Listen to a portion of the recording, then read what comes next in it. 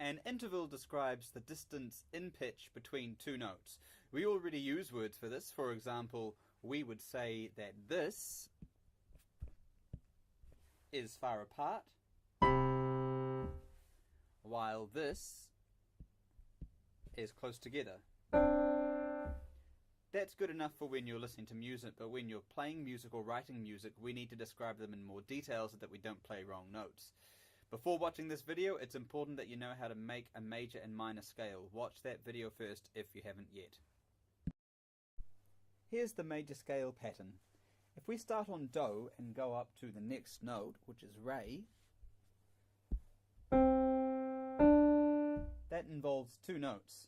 That makes it an interval of a second. If we start on Do and go up to Mi, that involves three notes, Do, Re, and Mi. That makes it a third. If we start on Do and go up to Fa, that involves four notes, Do, Re, Mi, and Fa. That's is Do, and this is Fa. That makes it a fourth. And we can carry on the pattern like this. So, Do to So involves five notes. That is a fifth. Do to La involves six notes, so that's a sixth. Do to Ti involves seven notes, so that's a seventh. And Do to Do, the higher Do, is eight notes, so that's an octave. We write that as 8 VE.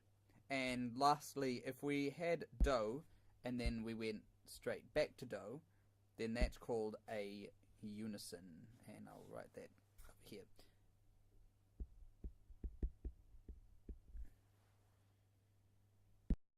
The number refers to how many notes in the scale are involved from the bottom note, Do, to whatever the top note is. Here's an example on a real keyboard using a real scale. I've marked where the notes of the scale are. D is Do, so this is a D major scale.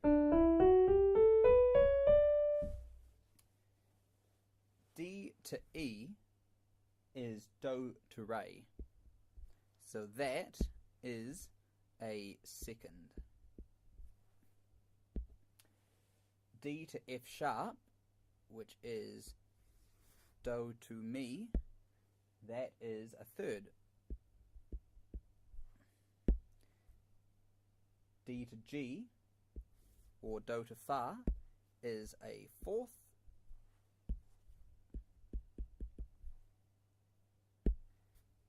D to A, or Do to So, is a fifth. D to B, or Do to La, is a sixth. D to C sharp is Do to T, and that is a seventh. And then D to the higher D, that is an octave, like that. Here's another example using a different scale. This time we're looking at F major, because F is Do. In this case, F to G is a second. F to A is a third. F to B flat is a fourth. Oops, wrong colour.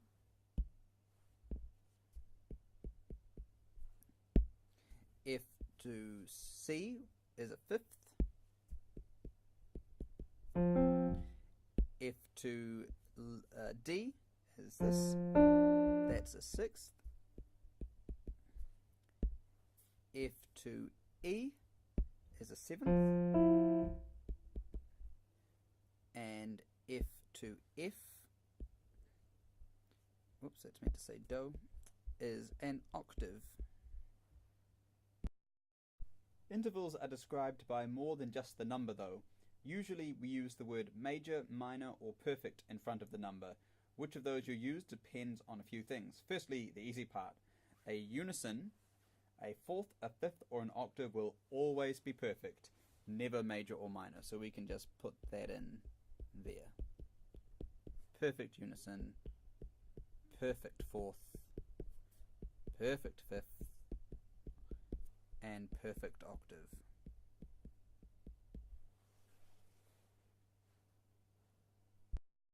You might be wondering, why perfect? Why use that word? Are they better than other ones?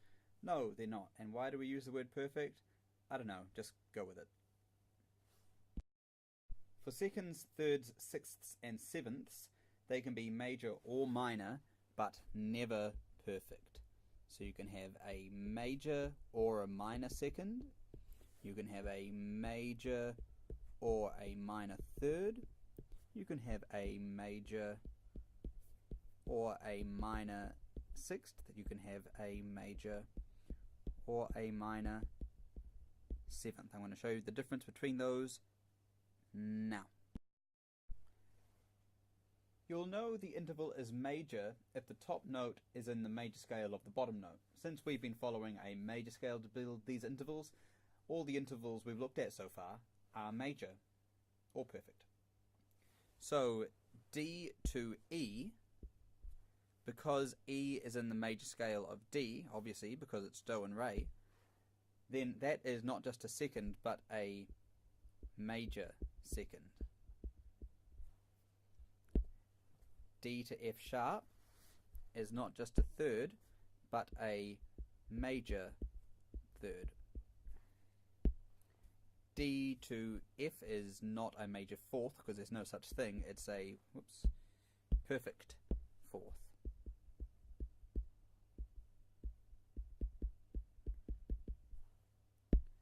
D to A is a perfect fifth.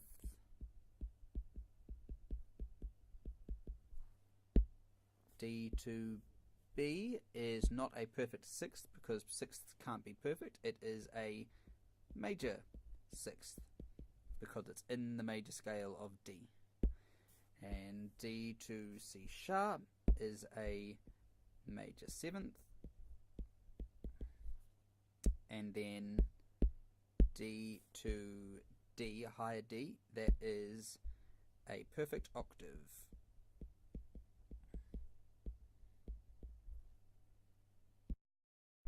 So how do we get to a minor interval? It's easy if you can find a major interval, because a minor interval is when the top note is just a half step lower than it would be if it was a major interval. So D to E is a major second. This is E. But if we made it E flat instead, D to E flat, then that's a minor second because it's a half step smaller than the major second. So I'll write that here. D to E flat is a minor second. So for the next one, we've got D to F sharp. We're going to make that lower. D to F sharp becomes D to F. So D to F is a minor third. These sound different, by the way. I should probably play them. So here's D to E, major second. Here's D to E flat, minor second. D to F sharp, major third. D to F, the minor third. D to B is your major sixth. So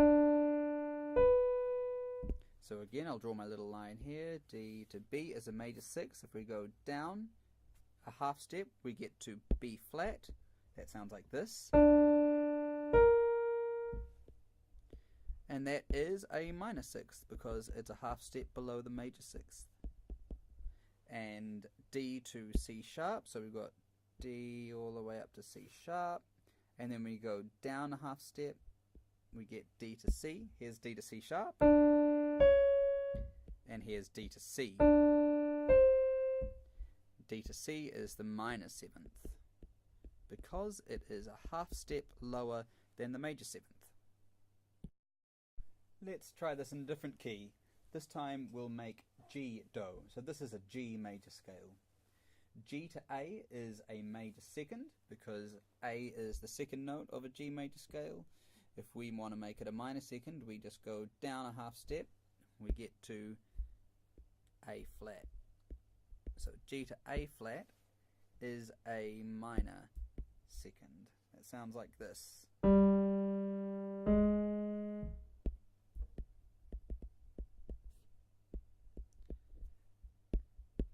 And for G to B, that's a major 3rd.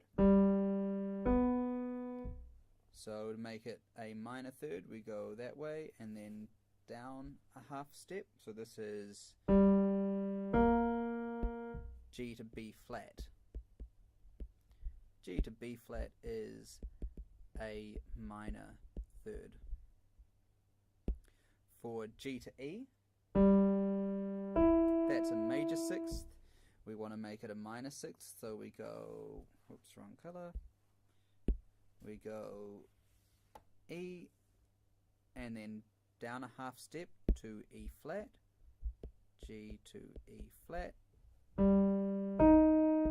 That's a minor 6th. And lastly, a major 7th, G to F sharp. If we want to make that a minor 7th, we go down a half step to G to F.